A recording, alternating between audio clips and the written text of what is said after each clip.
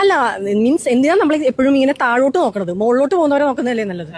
ശരിയാണേ, നമ്മൾ എന്തിനാ ഈ താഴെ കിടക്കുന്ന ആൾക്കാരെ നോക്കുന്നത്? നമ്മൾ മുകളിൽ നിൽക്കുന്ന ആൾക്കാരെ നോക്കി ജീവിച്ചാൽ പോരെ? അത് തന്നെ BJP-യുടെ അജണ്ട ഏതാണെന്ന് നമുക്കറിയാലോ. പാവങ്ങളെ കുറിച്ചൊന്നും അവർക്കൊരു ചിന്തയില്ലല്ലോ. തമ്പുരാക്കന്മാരായിട്ട് ഇങ്ങനെ വാഴണം. താഴേക്ക് താഴേക്ക് ജനങ്ങളെ ഇങ്ങനെ കിറ്റും മേടിച്ച് എരന്ന് ജീവിക്കാൻ പ്രേരിപ്പിക്കുന്നതായിട്ടാണ് എനിക്ക് തോന്നിയിട്ടുള്ളത്. പക്ഷെ ഒരു വ്യത്യാസമുണ്ട്.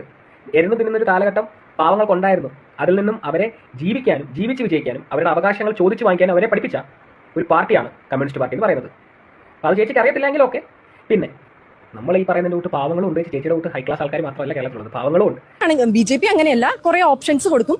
അറിയാവുന്നവർക്കും കഴിവുള്ളവർക്കും വേണമെങ്കിൽ ആ ഓപ്ഷൻസ് നോക്കി അങ്ങ് കയറി അങ്ങ് പോവാം. ചേച്ചി ഓപ്ഷൻ വെച്ച് മുമ്പോട്ട് ജീവിക്കുന്ന പാർട്ടിയുടെ ആളാണെന്ന് അറിയില്ല. BJP-യുടെ ഓപ്ഷൻസ് എന്താണെന്ന് നമുക്കറിയാം, അത് കളാം.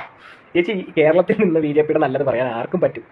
അത് പറയാം. ചേച്ചിക്ക് അത് മനസ്സിലാകണമെങ്കിൽ കേരളം അല്ലാതെ വേറെ BJP ഭരിക്കുന്ന സ്റ്റേറ്റുകളിൽ പോയി നോക്കണം. അവിടെ നിന്ന് താമസിച്ച് നോക്കണം. അവിടെ ചെന്ന് അവിടുത്തെ 5 സ്റ്റാർ ഹോട്ടലിൽ താമസിക്കുന്ന കാര്യമല്ല ഞാൻ പറയുന്നത്. ഗ്രാമങ്ങളിൽ ചെന്ന് അവിടുത്തെ ആളുകളോട് ഇടപഴകിയിട്ട് അവരോട് ചോദിക്കണം എങ്ങനെ ഉണ്ടെന്ന്. മനുഷ്യന്മാരോട്, BJP ആൾക്കാരോടല്ല, അവിടുത്തെ ഒറിജിനൽ ന്യൂട്രൽ ആയിട്ടുള്ള വെറും പച്ച മനുഷ്യന്മാരോട് ചോദിക്കണം. അവർ പറഞ്ഞു തരും അപ്പോൾ എങ്ങനെ കാര്യമുണ്ട് കേട്ടോ.